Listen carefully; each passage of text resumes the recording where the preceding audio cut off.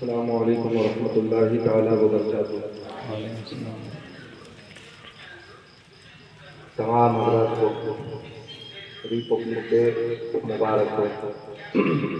بہرحال میں زیادہ کچھ نہیں بتاؤں گا آپ حضرات کے سامنے، صرف اتنا عرض کرتے ہوئے آپ حضرات کے سامنے سے گزر جاؤں گا۔ آج ہم اور تمام آپ حضرات یہاں جمع ہوئے ہیں ریپبلک ڈے منانے کے لیے، آج کے دن کی خوشخبری لوگوں کو بتانے کے لیے، ہے نا۔ لوگ ہم سے کہتے ہیں کہ ہم ہندوستان سے محبت نہیں کرتے، ہم ہندوستان سے محبت نہیں کرتے۔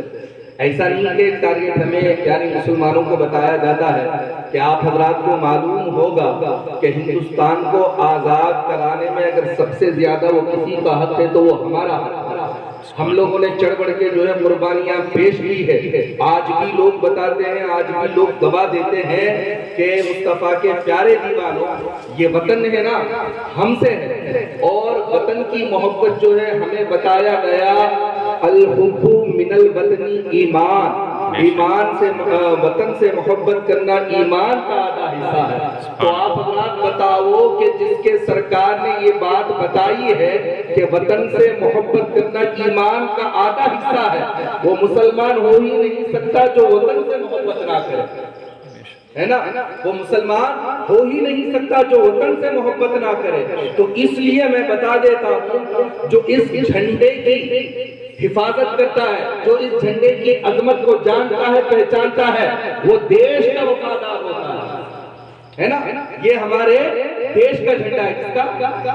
ہمارے دیش کا جھنڈا ہے، ہمارے وطن کا جھنڈا ہے، اسے انڈیا کا فلیگ کہا جاتا ہے۔ تو ایسے ہی اے مصطفیٰ کے پیارے دیوانوں، اس جھنڈے کی حفاظت کرنے والا، اس جھنڈے کی تعظیم کرنے والا، اسے دیش کا وفادار کہا جاتا ہے۔ اب بات میں بتاؤں اسلام کی، اگر جو اسلام کا جھنڈا ہے اس کی اگر کوئی توہین کرتا ہے تو وہ اسلام کا غدار ہوتا ہے، اور اس جھنڈے کی جو کوئی توہین کرتا ہے وہ دیش کا غدار ہوتا ہے۔ بہرحال القصہ مختصر، آپ حضرات اس بات کو اچھے طریقے سے جانیں، ہندوستان وہ ملک ہے یہاں سب کو رہنے کی اجازت ہے، یہاں سب کو مل جل کے رہنے کی اجازت ہے۔ کوئی یہ نہیں کہہ سکتا کہ آپ یہاں نہیں رہ سکتے، آپ وہاں نہیں رہ سکتے، کیونکہ اے مصطفیٰ کے پیارے دیوانوں، آپ حضرات بھی اس بات کو جان لیں، ہندوستان کی آزادی میں سب سے آگے چڑھ بڑھ کر اگر وہ کسی کا نام ہے، اگر کسی کا خون بہا ہے، اگر کسی کے گردنیں کٹی ہے تو وہ مسلمان کی ہے۔